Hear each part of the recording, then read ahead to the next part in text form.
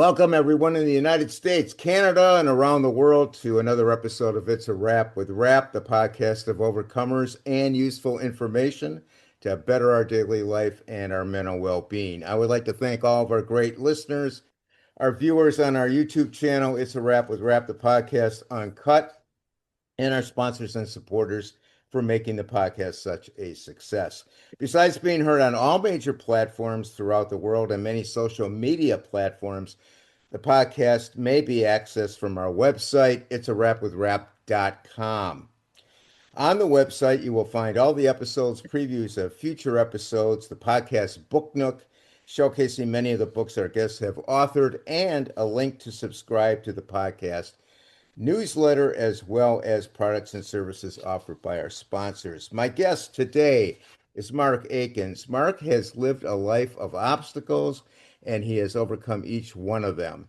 When suicide looked like rock bottom, there was more in store. Now, Mark is a sales professional, published author, motivational keynote speaker, a workshop facilitator, perception coach, and founder of Gratifying Expressions LLC.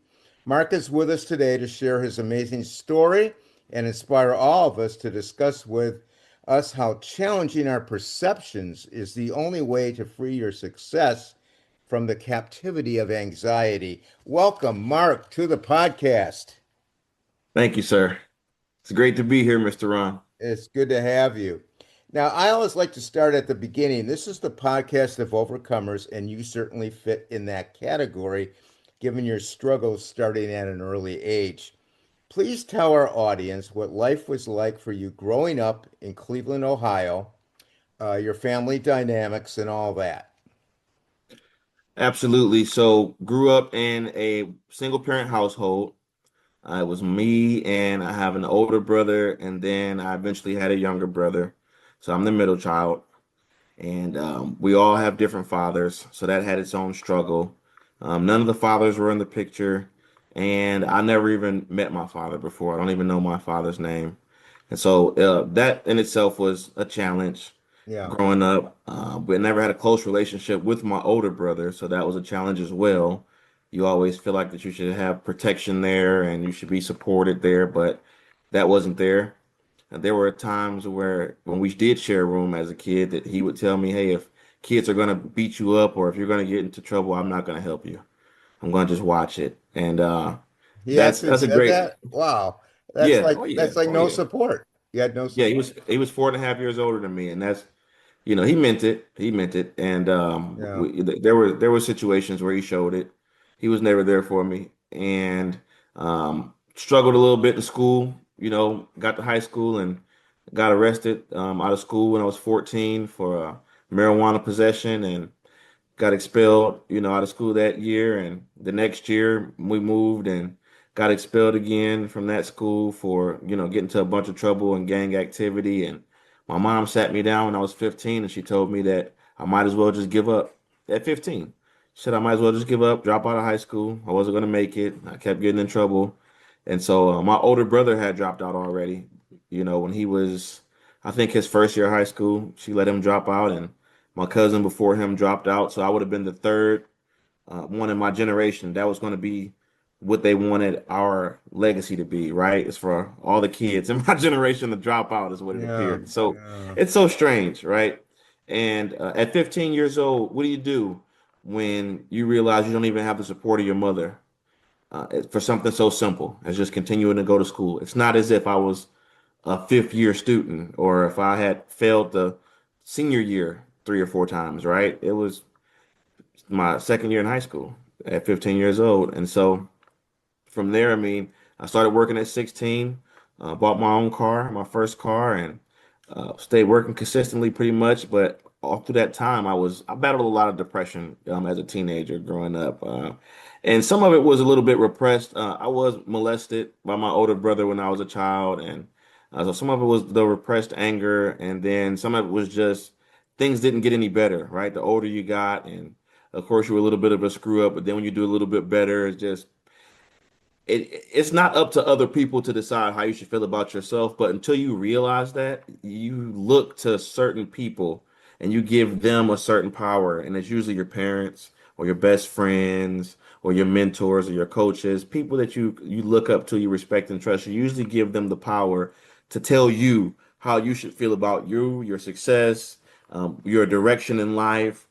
And so that's a bad thing a lot of times when people are not 100% clear in their lives on how they should look at things, and then they're not going to teach you how to look at things. I'm a firm believer, and they always tell you what to think, but never teach you how to think. Yeah. And Yeah. so this is where the whole challenge your perception comes in, and I did make it out of high school. I had a lot of trouble there, but I did get out. And I was a father by the age of 19, and that didn't work out great, of course, when you're that young and you have a kid. And she ends up, of course, breaking up with me and breaking it off. And so I started paying child support since I was about 20 years old.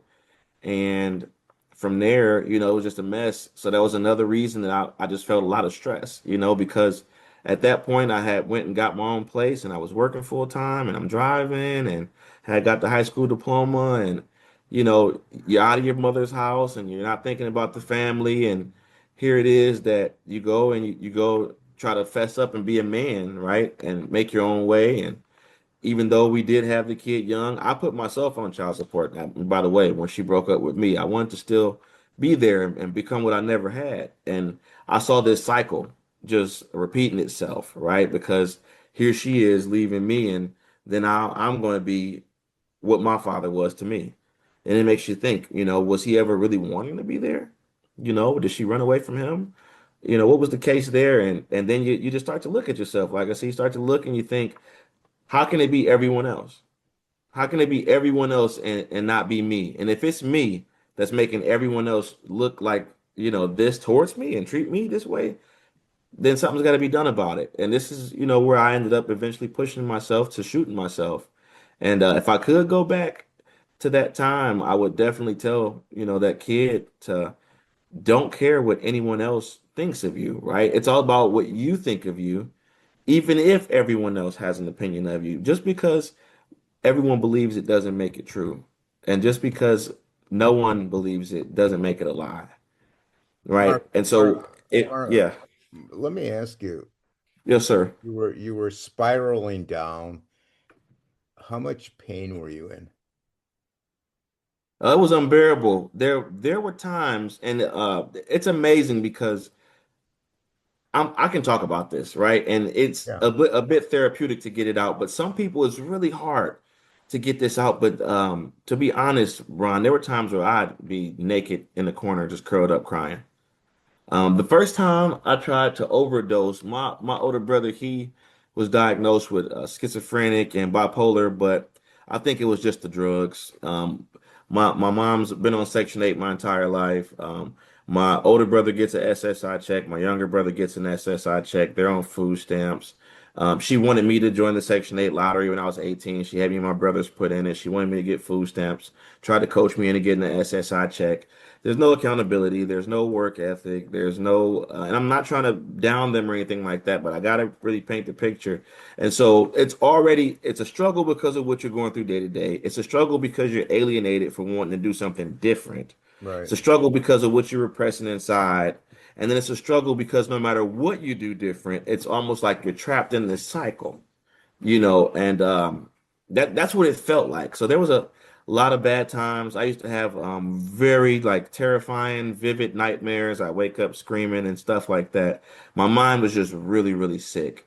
It had got really, really sick. When I was about 16, I took like 30 some pills, some Abilifies and something else, and it didn't do a whole lot. It for about a week I couldn't breathe out of my nose. My body was really, really, really, really heavy, but I couldn't let anybody know what I did, so I would still go about my day. There was a lot of pain.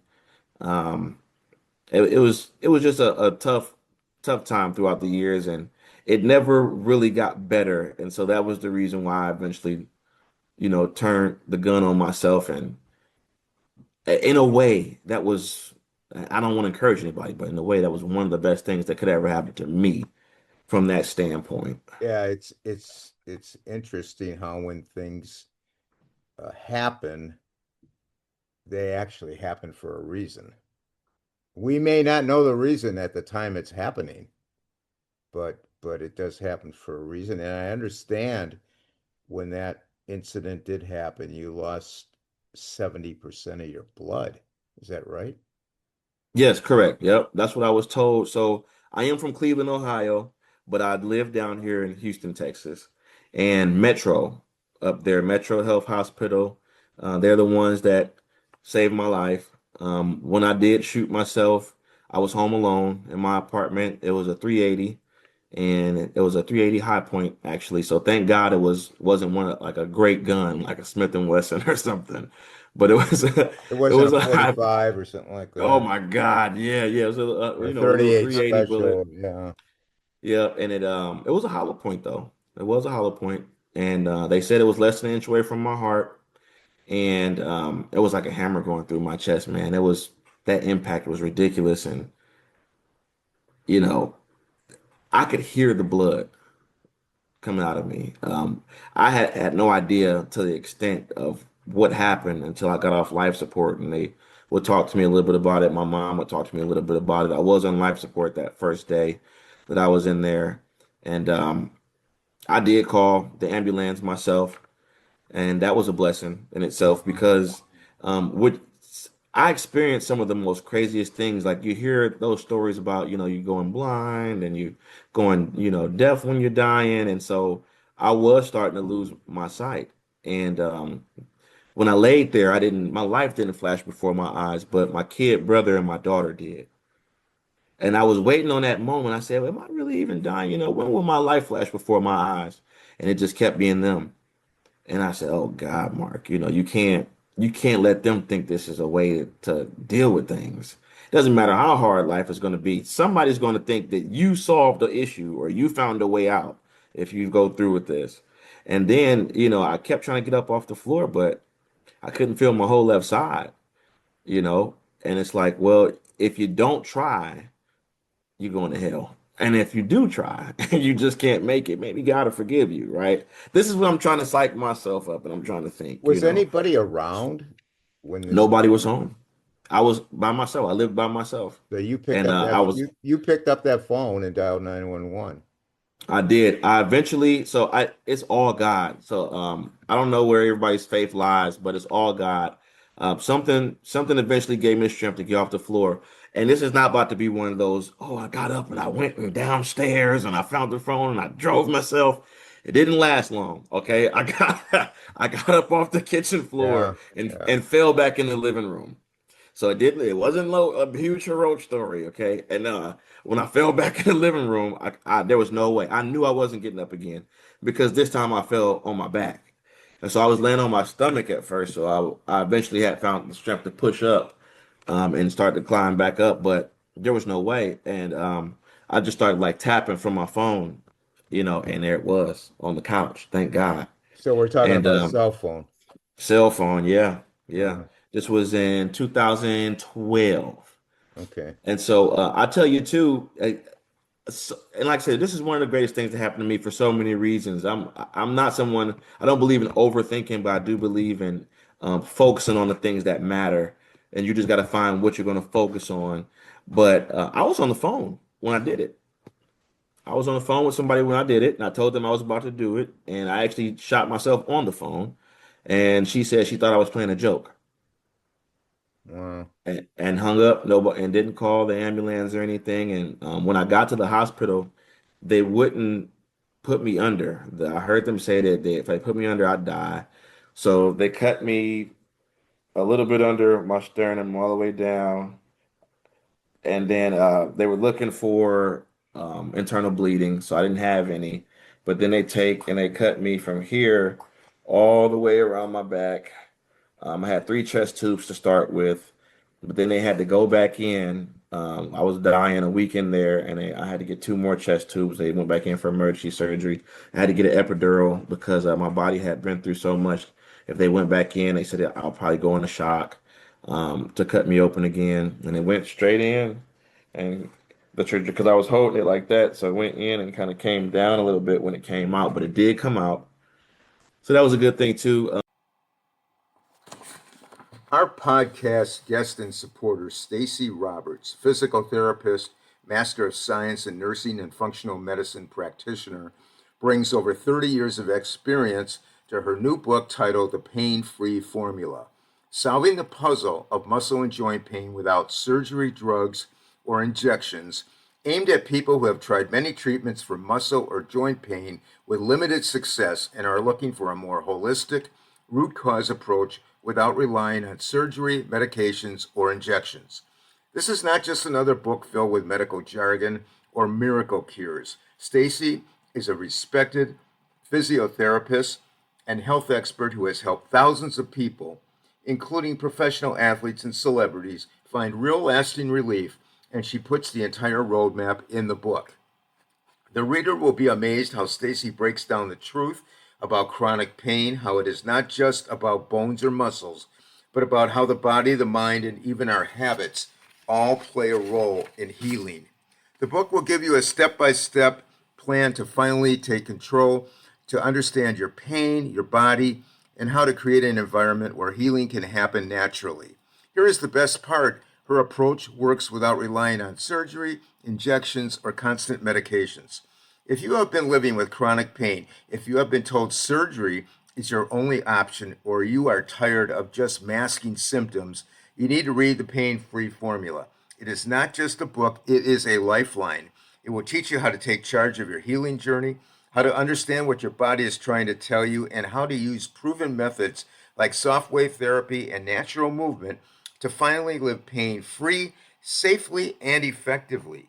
You can obtain the pain-free formula on Amazon, available in paperback and Kindle. Don't wait for another sleepless night or another round of failed treatments. Take the first step toward real relief and start your journey to living pain-free. It did damage some of my left lung, so I had a lot of breathing therapy and stuff like that to go through. But they wanted to cut three-quarters of it off, so it was just all God, you know. Yeah, I went yeah. through some kidney failure in there. It's they told me every organ in my body shut down. I believe it. It was like I had to learn how to sneeze and cough, and you just feel something. I couldn't laugh when things were funny. You just would feel something, you know. And they were so worried because it took me so long. I was on a catheter to start, you know, using the bathroom on my own, that they were threatening to put me on dialysis, like they're giving me one more day. And I just prayed as hard as I could. Yeah. It didn't sound like something I wanted, you know, when they were No, describing it no, to you don't want to me. go that route. Yeah, and so it was ridiculous. It was a time. I was in there for 30 days. I didn't have anybody come visit me every single day. I didn't have any consistent visitor every week. You just learn a lot, man. You learn a lot. And the person that I was on the phone with never even came, you know. But after that, and I don't want to dwell on that incident, but after that, did you? Somebody must have been nice to you. Somebody must have reached out to you. Yeah, well, I mean, I had coworkers, so I did. It was a strange thing that I don't even know how they found out. So I don't know who called and told, but I did have some coworkers come to visit me when I was in there. But it was like, you know, one shot thing. People come to see you, and woe is me type of deal. And my mother came a few times when I was out there, but she would get into it with the nurses about a little bit of anything, and they weren't very nice to me when she left. And I told her she can't keep doing that, so she got mad and just stopped coming for a little over a week. And no phone calls consistently. I had a cousin call me. Once I had a cousin come out there once. My grandmother never came. I had aunts that never came. Um, you know, it You was. must, I'm sure you must have felt abandoned to some extent, obviously. Well, it Um, wasn't. It was how did you make it mentally, knowing, probably nobody cares what happened to me. I'm sure that's what you said to yourself, but you persevered. humor, How did you do that? humor, humor. That was all I had, and Yeah, so I had a few different roommates, yeah. and I was on the trauma floor the whole time, and then I eventually got put down on the psych floor, which got interesting. And then I couldn't do anything for myself, so I started enjoying getting sponge baths. So that was something to look forward to. And there's an older lady who throw baby powder on me when she got done. So I always look forward to the baby powder. And they ended up putting me down on the psych floor and I couldn't even get in the bed, right? I just got off my last chest tube and I couldn't stand up straight. And so I couldn't get in the bed. I had to sit up all night, and they would threaten me all the time about jumping on me and giving me a cocktail because I won't listen and go to bed. And they would threaten me about taking medicine. I wasn't going to take any medicine because what you go through at a time like that, you have to you pretend to jump back to a normal that never existed. Because until you can truly gather what's going on and that you're here, you're being evaluated at every instant. I had a doctor come in and draw a heart. And not like the cute ones, right? But do their best to draw the organ of a heart and talk to me about the trajectory. And they said, there's no way that you did that on accident. I mean, they were on me. They really were. I don't know if they just wanted to get me on medicine or if they really wanted to help, if they thought it was something they could help with. But I just found the humor in it, and playing Uno with people who tried to walk into Lake Erie and stuff like that. It was interesting. Everybody's got their issues, but Yeah. I just tried to find the humor in everything. That's what really kept me there. But What about your yeah, faith? God is a big, big part of it. But outside of, and I got to be honest, outside of like really praying for God to bring me out of that situation as healthy as possible, I didn't talk to God a whole lot because I didn't know what to say. I didn't know what to say. I don't even know. You go from being so ready to end it to being so ready to leave the hospital. And Yeah. it's like if you leave the hospital, you're going back to your life, Yeah. And so it was just such a crazy time. And this is a true story. I didn't know I was on life support until after, of course, I got out the hospital. My mom told me that I was on life support. While I was in there, all they were telling me is that I lost all this blood and I was lucky to be alive. There was people downstairs with the same wound that had been in comas for months.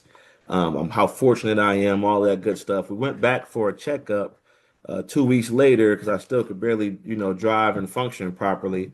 And then they brought it up, and so she told me. So maybe she didn't want me to think about it, but I had this what I thought was a dream, and I was in Lake Erie, and I was drowning, and so there was this boat, and one of my aunties was on the boat, and so she drive past me on the boat really, really, really, really, really slow, and she just stared at me while I was drowning, and the boat starts to fade away, and as I fall into the water, there was a figure that pulled me up, and I walked on the water to the shore, and I woke up.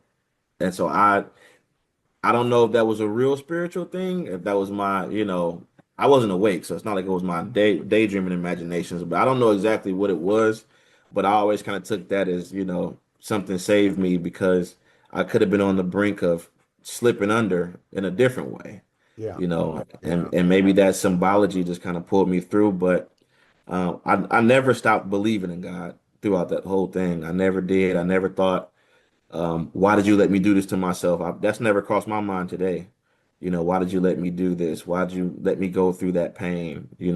If I ever questioned anything, I questioned myself, and my motive for Yeah. truly doing it. Yeah. We always use that phrase on this podcast. Instead of asking, why did this happen to me? Maybe you might have asked yourself, why did this happen for me? Exactly. Yeah. Why not me? Yeah. Now, as bad as that suicide attempt was, you stated uh, in your bio that this was not your rock bottom. What No. happened? What happened at, and which is hard to believe. I'm sure people are listening to this going, God, that had to be his rock bottom. But no, Mark, No, it wasn't. Mark claims no, it wasn't his rock bottom. Tell us what your rock bottom was after that. Oh God. And I was 22 Yeah. when that happened. And Yeah. so You get out the hospital, you lose your apartment because of obviously, right? You lose your apartment. Yeah, no rent. Yeah. And the guy was so down to earth. He said, I'll tell you, that's why I said my sense of humor got me through it all. He says, Mark, I gotta tell you. He said, you're a good guy and everything, but there's no way. There's no way I can let you come back after that. He said, but I'll do you a favor. I won't charge you for the rest of the lease. You don't owe me any money or anything like that, but you've been through enough. Yeah.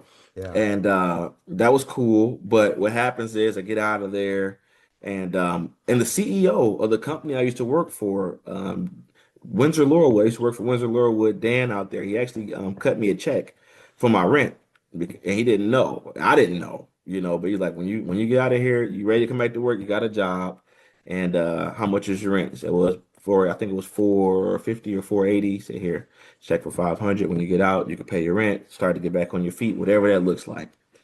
And I knew I couldn't go right back home, even if they were going to let me go back, because I could barely stand up. So I'm not climbing stairs. But what happens is, went back to my mom's house, and she told me after I figured out I lost the apartment, she told me that unless I give her $250, that I couldn't come back over there. Wow. And I couldn't even put shoes on, right? And I was in bad shape, Ron. I was in really bad Oh, shape. I'm sure.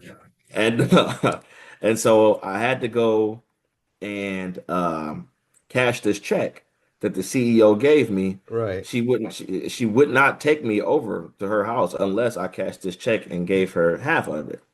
And so she was before I moved out, she was charging me 300 to stay there when I was a teenager, and she said that she took 50 off because I shot myself. And so I needed my driver's license to cash it. And I told her I knew my driver's license was in my truck. My truck was back at my apartment. We need to go down to my truck.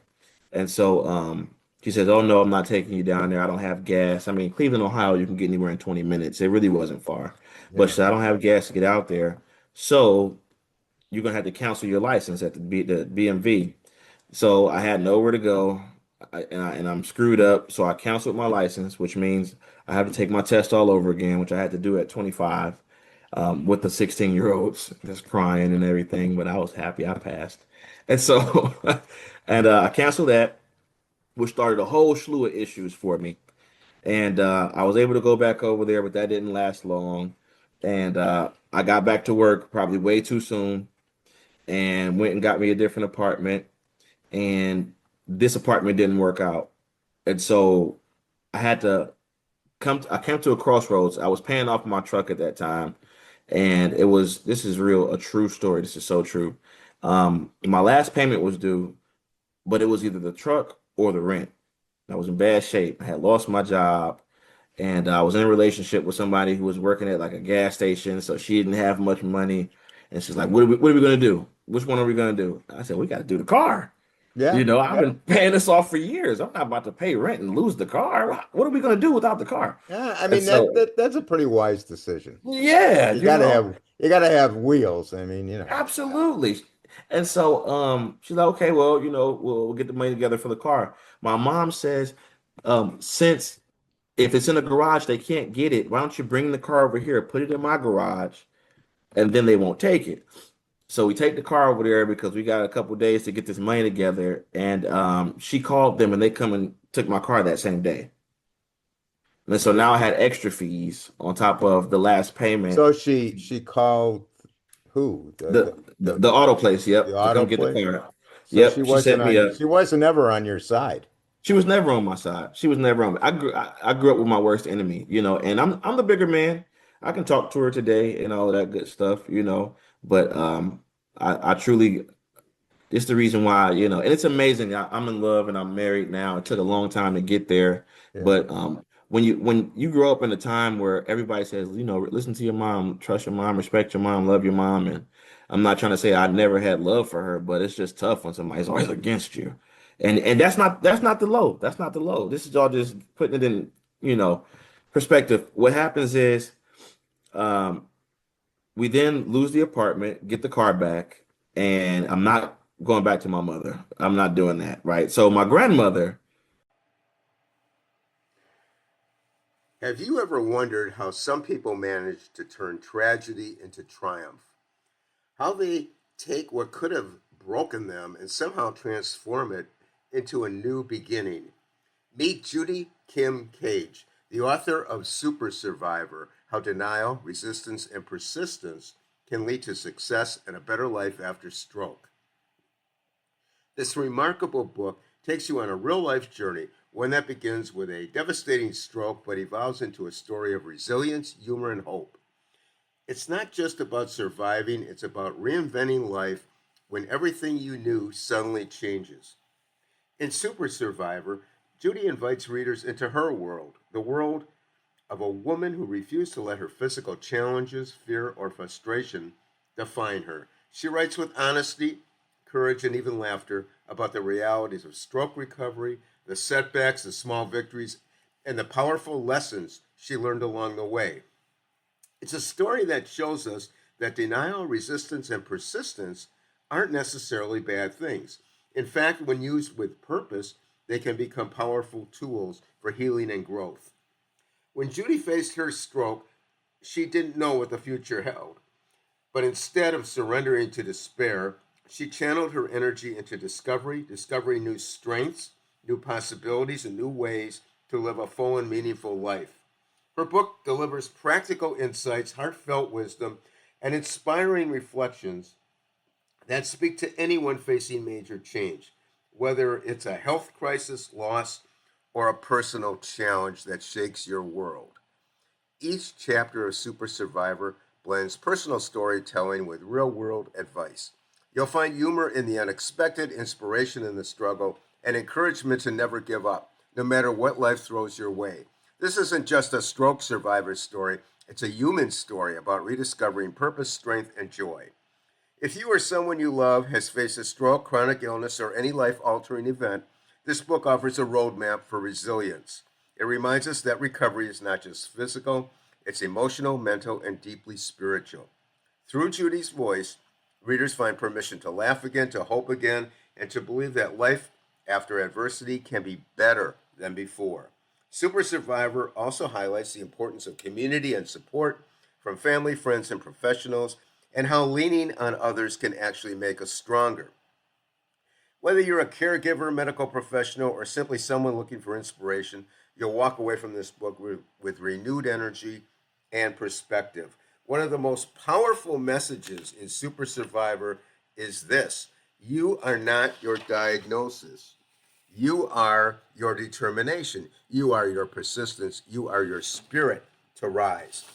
Judy Kim Cage proves that the human will can overcome almost anything when fueled by courage, humor, and an unshakable belief in what's possible. So, whether you're seeking guidance through recovery, looking for motivation to keep pushing forward, or simply want to be inspired by an incredible story of survival, this book is for you.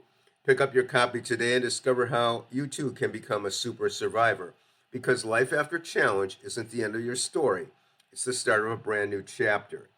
Super Survivor by Judy Kim Cage is available on Amazon or wherever books are sold. Empower your recovery, reignite your purpose, and rewrite your story. She says, I tell you what, you can come over here and stay with me. And my girlfriend at the time was going to stay with her brother. They wasn't that far from each other. She said, "You come stay with me," and she stay over there, and y'all still be close or whatever. And sounds like a good idea. Sounded like a good idea, Yeah. right? And so I said, "Well, this is cool, right?" My cousin used to stay with my grandmother, and one time when we were in between places, because I had a spurt, two spurts when I was growing up. We were homeless. One of them was kind of just living with an auntie, living with my grandmother. But then we also had a time where were living in the car and, sleep sometimes at a motel or a hotel. And, so it was interesting times. We did stay in a shelter on the west side of Cleveland for some weeks at one time too, when I was younger. So um, I'm thinking she's gonna be cool, right? And I used to visit when everything would have been fine, but it wasn't. It wasn't. And this is where everything went crazy. So, my grandmother is from Arkansas, and she has a huge belief in black magic.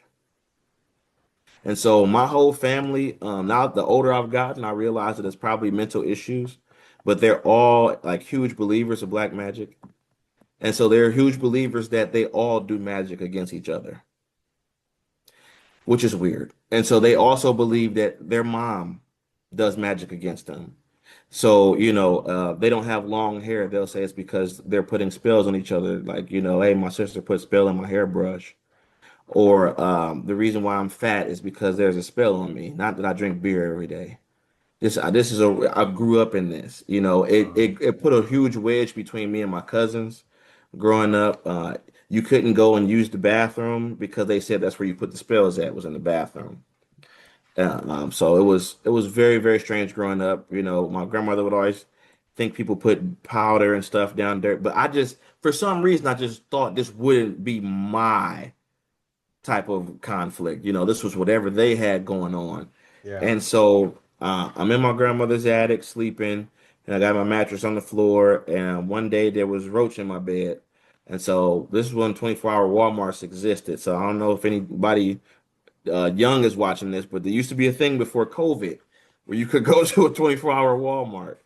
And I go up to the Walmart and I get some boric acid and some Terminex. And so I come back, I follow the directions, they put it in the corners and all the stuff like that.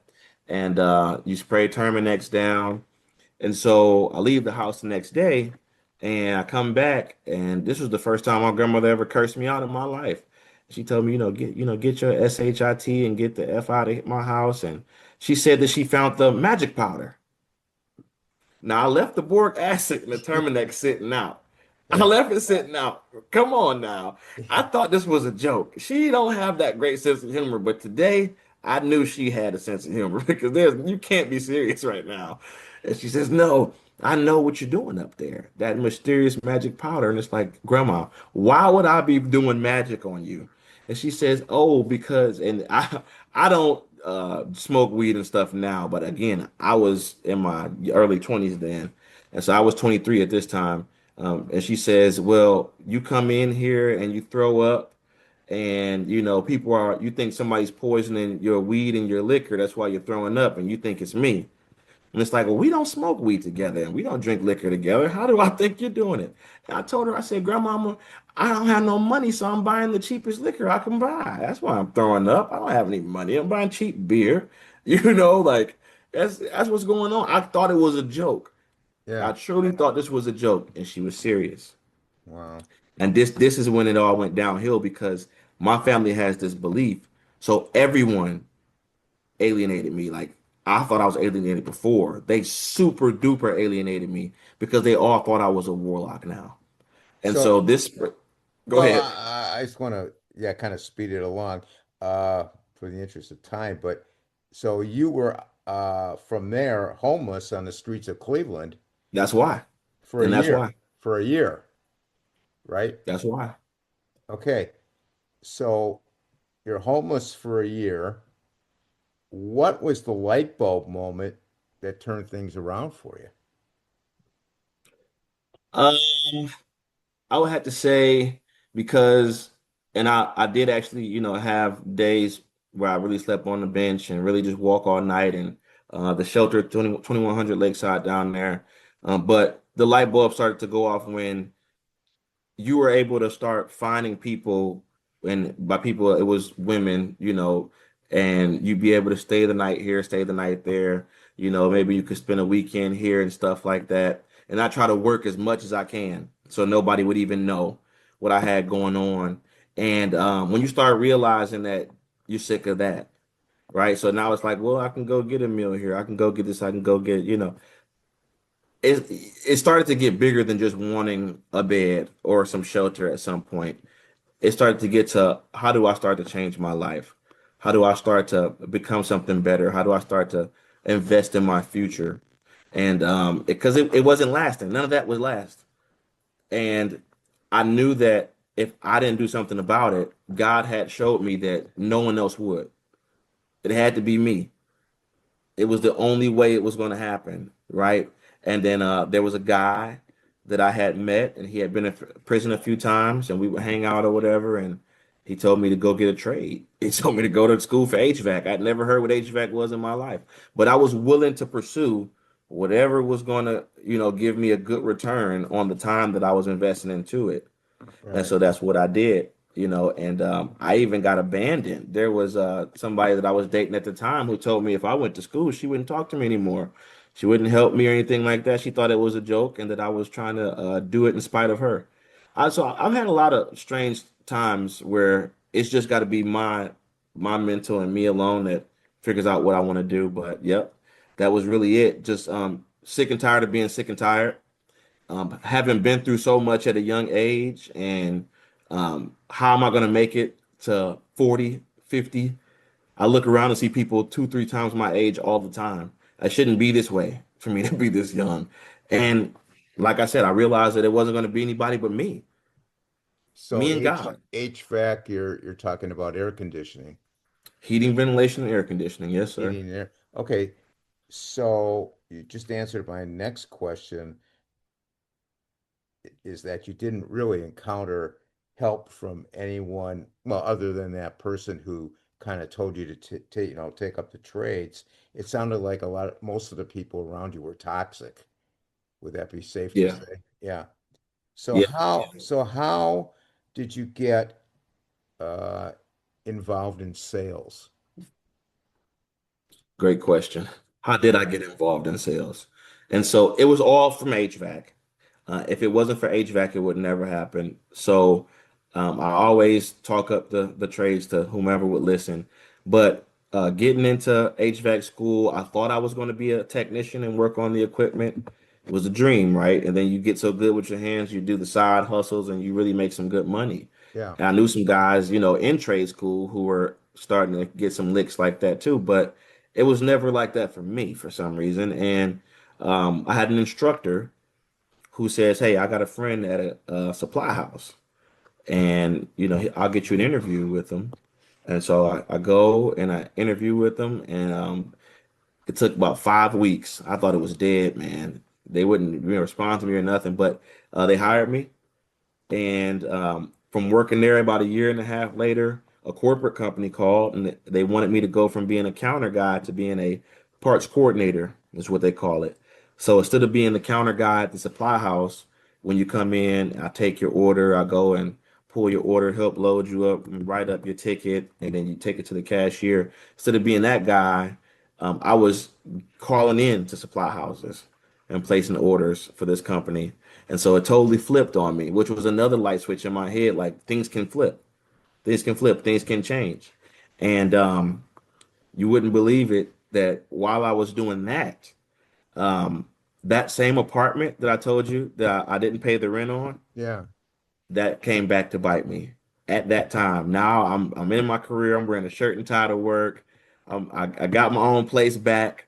I'm finally starting to breathe a little bit, and they started garnishing me over $500 a month, plus the child support, and I couldn't make it.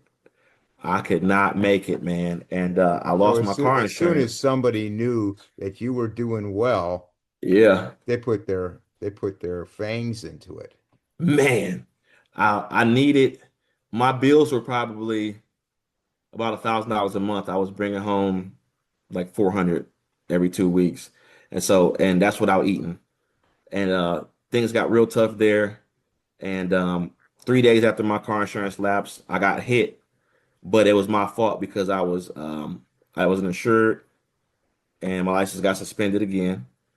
And it was crazy. It was you wouldn't believe it. I got into over $7,000 worth of debt with the company I was working for because they kept trying to help me get out of the situation. And so getting the car fixed, they paid like 4 or 5 grand to get my car fixed, but then they wanted me to file for bankruptcy. So at 28 years old, I had to file for bankruptcy, and they charged me for the lawyer, and they charged me for getting my car. This podcast is being brought to you in part by the veteran-founded Hero Soap Company located in Phoenix, Arizona. In today's environment, we must be aware of the products we apply to our skin. As a two-time cancer survivor, I cannot afford to take chances, and I use these products myself. The soaps will leave you feeling clean and refreshed. All the products made by the Hero Soap Company are made in the United States with the highest quality ingredients sourced from companies in the United States whenever possible. The products are made in small batches to ensure high quality and contain premium essential oils and fragrance.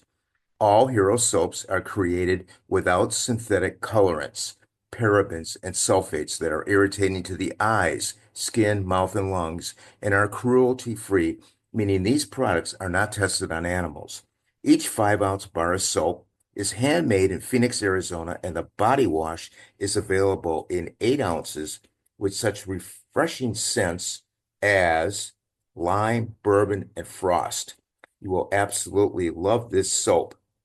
Please also check out their gear for sale. All the products are reasonably priced. Being veteran founded, the company understands the dedication and sacrifice that each family makes to serve their country. A portion of sales is donated back to charities such as Operation Finally Home, Operation Interdependence, and the Gary Sinise Foundation that are focused on helping veterans and our first responders. Over 1,000 bars have been sent to our deployed troops. Please check out their website, herosoapcompany.com, for pricing and a detailed description of all the products. Now, when ordering, please use the code RAP for a 10% discount. The company information will be listed in the podcast notes.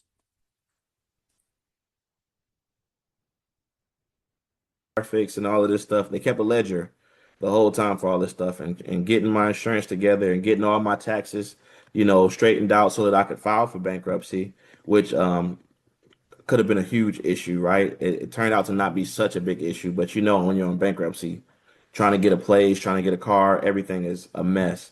But I stuck it out and I told them that I wanted to move up from the position I was in. I pulled my supervisor, I pulled her boss, and I pulled the general manager all separately. I had this talk, what could I do better? Who could I be learning from? How can I? And everybody was happy with me. And so it's like, well, what's the next step? How can I plan for the next step? And I then got to talk to the owner about it as well, and they said they were looking for me to get into service management. I had lunch with the vice president, and he was telling me he wanted me to do project management for our construction division. I wanted to get into sales, and so I ended up getting into service sales with this company, and that's what drove me to write my first book. Right, right. And that's my next question. You state that you believe everyone has the right to express themselves, and you wrote a book titled Challenging Your Perception of Cold Calling. Don't Yes, sir. let anxiety hold success ransom. Tell us what inspired you to write the book and your interest in sales. Absolutely. So from everything that I had went through, I I battle it a little bit now, but everything's a work in progress. I have abandonment issues. And so again, I can admit this stuff though. I have some abandonment issues that I deal with, and along with that comes a feeling of having to prove your worth and prove yourself.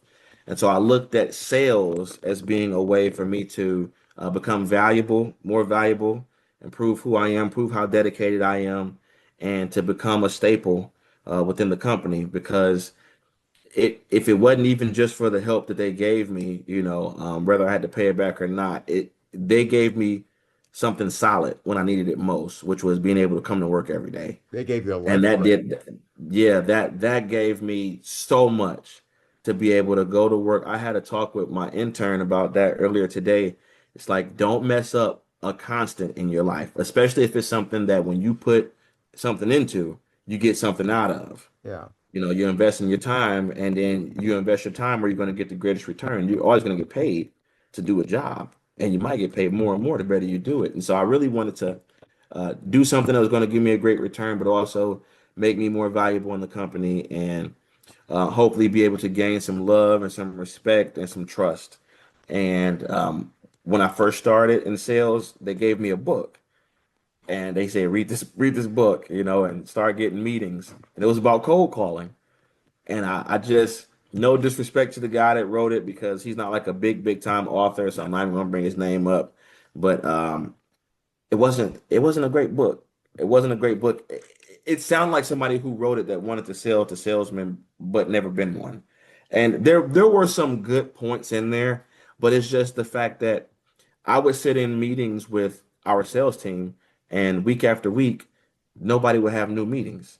But his book would promise if you did it my way, you're only going to make 25 calls a week, and you're going to be guaranteed 4 meetings out of that 25. And you're going to be able to make 25 calls in 1 hour. And when I saw that that wasn't working for anyone, I had to figure out my own way to do it. And how I did it was challenging my perception of cold calling, the way I looked at cold calling, the way I looked at a prospect, the way I looked at receiving and giving a cold call, because it's a cold call for both of us. See, the salesmen put all the pressure on themselves to hear no and to call, and people treat you strange, and they may curse you or whatever. But how nerve-wracking is it for somebody to pick up the phone in the middle of God knows what could be going on there, right? Or they may be on lunch break. Or there was a guy I called once, he was at his brother's wedding because I was able to get a hold of his cell phone number, right? I did end up closing that guy later on. We became pretty good friends, but you just never know. So it's always on their end too. And this is why you have to challenge the way you look at it. It's the secret to perception is it's not what you see is what you get. It's how you see is why you get. And that's how I got through everything that I went through. Is put if you want to see things you never seen in life, it's not about vacation, it's not about money, it's not about looking out a different window, right? It's about wiping your eyes and seeing things a different way. Look at everything you've already seen and just challenging the way you look at it. And you'll see things you've never seen before in life, being able to take on a different perception. And so I figured that out. As far as the cold calling thing, I wanted people to get over this whole being afraid of hearing no. And if you're afraid of conversation and communication, if you're afraid of somebody reacting to your conversation and communication, it's going to hold your success ransom in many places in life. So this is a cold interaction, right? If we've never Yeah. 100% talked before, this is a cold call Yeah. in some sort or another. Sure. Absolutely. Uh, so you are also a perception coach, and you founded Gratifying Expressions LLC. Uh, Tell us about being a perception coach and what you teach about it relating to life and sales. Absolutely. And not everybody that I've worked with is in sales, but all different backgrounds, all different walks of life. And what it really is just like the title said, teaching people how to challenge their perception. But along with that, it's doing your best never to put ideas in other people's heads, right? When it comes to learning, I believe that learning has to have moments of discovery, which means that people have to be able to do something on their own. So, what you really want to be able to do is help them understand different views and aspects of situations. This is why I did the quote book because I knew it was going to be bigger than sales. And I believe that a great quote makes you think on your own, right? Like the old quotes, you lead a horse to water, but you can't make it drink. Who's the horse? Who's the water? Am I the horse? And more than one way to skin a cat. So really just teaching people how to mental straight, right? So that's a word that I've come up with. It's the process of discharging ideas and emotions that no longer serve your mental health. So learning how to do that and incorporate that into your everyday life, learning how to challenge the way that you look at things, learning how to create perceptions instead of just trying to take on someone else's, right? Because we talked about how, okay, me and my perception, the prospect and their perception, and like right now, it's you and your perception, me and my perception. Will create three other people in this room that are sitting in different areas that may be hearing it a different way, that may be from a different walk of life, that may be of a different age. And you take all that stuff in, right? So just teaching people how to be able to do that and how to stay positive, figuring out what positive means to them, and then making sure that they stay positive when that comes to everything, right? You want to make sure that whatever doesn't serve you, you no longer keep it inside. This is why I came up with the process and the word, because when your body no longer needs something, you dispel it, right? Either you Right. urinate, you defecate, you regurgitate. So, what's the process for getting it out of your mind?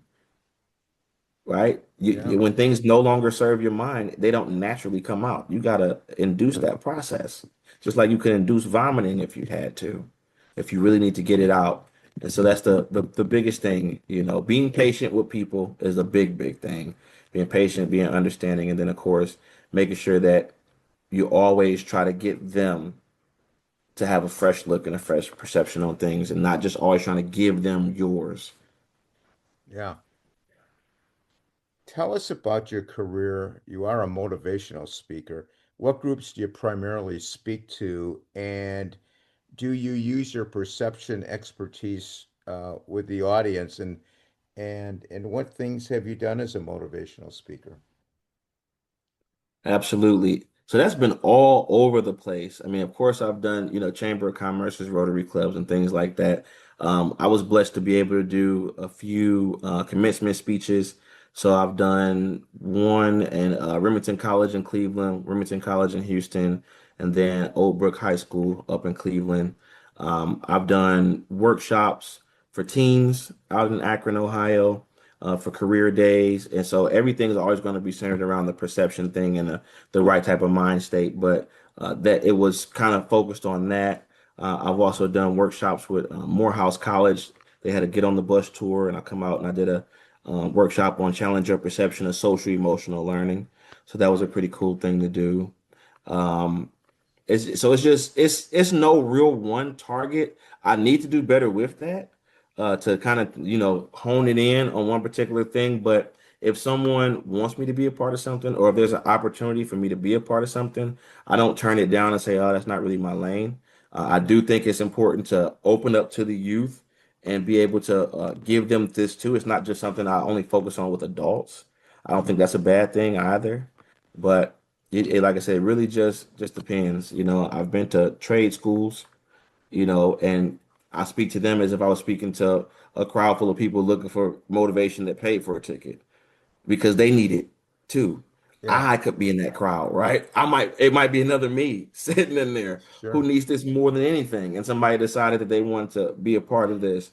So there's no one particular lane that I try to focus on when it comes to that. And like I said, maybe one day I'll try to hone in a little bit on it. But it's just about wherever I feel like people could use it and wherever opportunity arises. Absolutely, And I take it that you probably start out with your life story. And If it's appropriate. If yeah, it's appropriate, right? Not all the time when people want you to come speak, do they want you to get into that? There's certain, like I said, with the challenge of perception of social emotional learning, you don't come in and say, "Yeah, look here, I shot myself and I was beaten, I was raped, I was abused." You don't come in with stuff like that. There's always going to be something from my story that could be referenced yeah. while I'm speaking. And so when it makes sense, then yeah, you put certain stuff in there, but Okay. you got And to know I your wasn't audience. referring to, that, but I was Yeah, yeah, referring yeah, more to, kind of from a challenging background, yeah, that yeah, type of thing. Yeah. yeah. Absolutely. When it's appropriate, absolutely, Yeah. Now, how can people contact you, Mark? absolutely. Yes, I am Mark.com.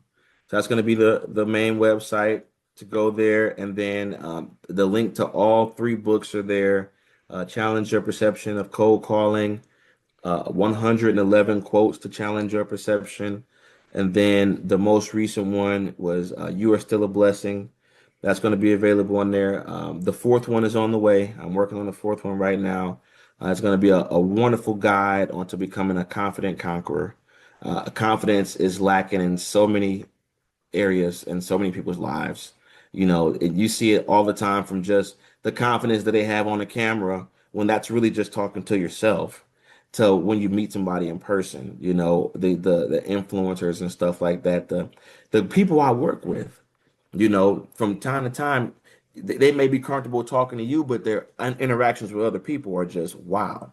They're totally different people. And so, you know, you got the whole challenger perception, but am I ever teaching people how to be confident enough to not let anxiety be held ransom. Even if they challenge their perception, there's a lot of confidence that goes into that. And so that's what the fourth was going to be about. I'm also TikTok, challenge your perception, Instagram, challenge your perception. The O's or zeros. So on all your main platforms, YouTube, challenge your perception. So yeah. And all Tell that's going to be on the website as well. I'm on tell tell LinkedIn, me that Mark website. Akins. Tell me that website name again. Yeah, it's yesiammark.com. YesIamMark. Yesiammark.com. Gotcha. Okay. That I'll put that in the podcast notes for our audience. Yeah, What's next for Mark Akins? it's a great question. What's next for me? Finishing up this book.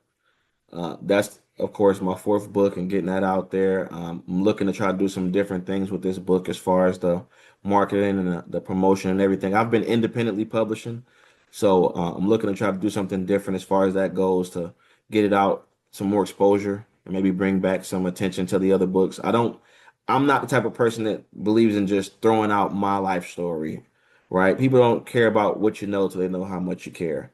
And so I want to be able to do everything I can to help other people instead of bringing light to my story, maybe sparking a light inside of them. So to be able to do that, I've really been trying to focus attention on getting a TED talk.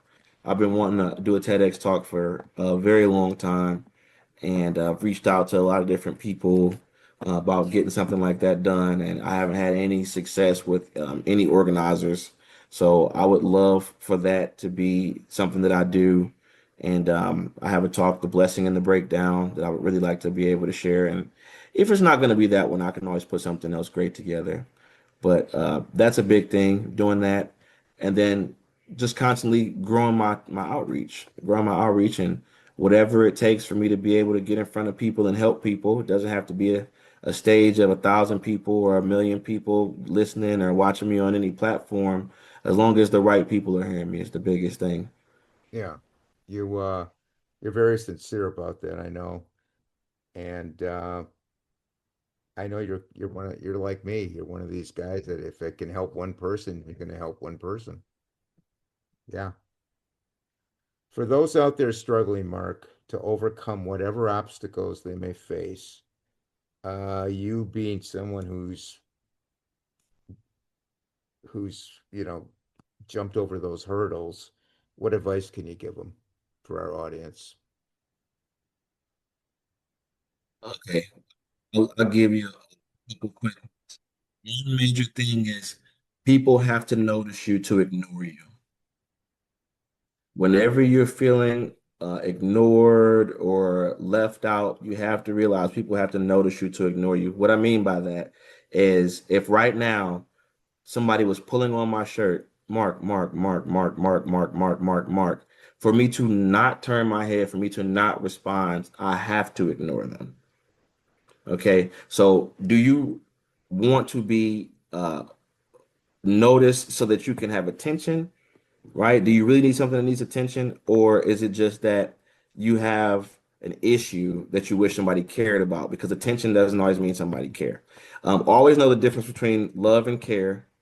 Care for yourself, right? If you had a shirt and you loved that shirt, but you never took care of that shirt, it won't be around in nearly the same condition in the next few years. If you loved a car, but you didn't take care of the car, that car would not be the same in the next few years. How can you love yourself and don't take care of yourself? You have to have the quiet time when you need it. It's okay to talk to yourself. You're not crazy if you talk back.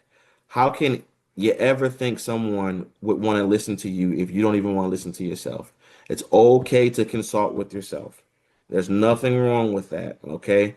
There's nothing wrong with writing down your ideas and reflecting on the good times. I tell people when you have bad ideas, you have bad thoughts, write them out and then destroy them. So if you're thinking of jealousy, envy, anger, suicide, whatever, get it out. Get it out. Scream it if you need to.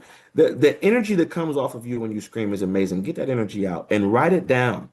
When you write it down, destroy it, rip it, burn it, flush it. Okay. If it didn't deserve to be in your mind, it doesn't deserve to stay in your notebook, It doesn't deserve to stay in your house, and you don't want anyone to read it and pick up what you tried to get out. Okay, so just a few things, right? And then always remember, if it seems like everyone's against you, and if it seems like that it's you and not everyone else, it's possible that it's everyone else if you're in the middle of the wrong circle. Okay. It's 100% possible. If you're in the wrong place, it's 100% possible. Puzzle pieces are not duplicates. They were never two of the same puzzle pieces in any box. If you've ever found that, maybe save it because in 30 years it may be worth $1 million. They're all different. Yeah. Okay. And the reason they're different is because they all have a place. That's us. You may look at a corner piece and think that corner piece got it made. A corner piece is usually a right angle, which means it has two connecting sides.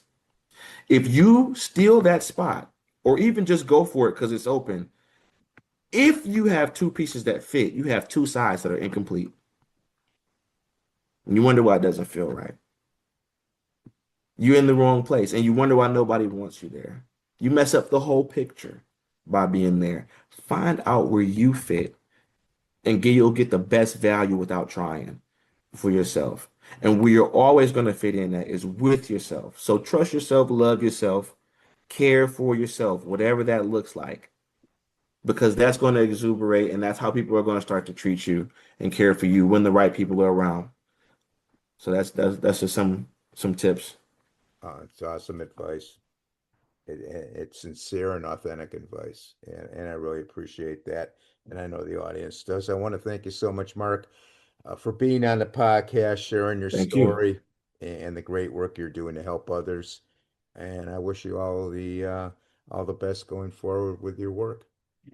Thank you, sir. And I appreciate it. God and bless you. God bless you. And when that new book comes out or new stuff comes out, get a hold of me. We'll put you back on if you want to come Okay. back on, I'd love to. I'd because I love to. want you back on. You're great. You're great. Uh, Thank you. I appreciate it, sir. and you're so inspirational. Comments and suggestions for the podcast, you can email me at it's a wrap with rap at gmail.com. We're on Facebook. It's a wrap with rap. We have about 2,000 members in our Facebook group. It's a private group. So if you want to join, just email me. Instagram, we're at It's a Wrap with Rap Podcast. We're on X at Rapper, WRAPPER 130. We're also on Blue Sky it's at RRAP dot BSKY social. And we're on Mastodon, another worldwide social media at It's a Wrap with Rap. Our website is it's a wrap with rap.com. YouTube, It's a Wrap with Rap, the podcast uncut. All the episodes are on the website and on YouTube. I want to thank everyone for listening or viewing. I want everybody to please stay safe. And for now, it's a wrap.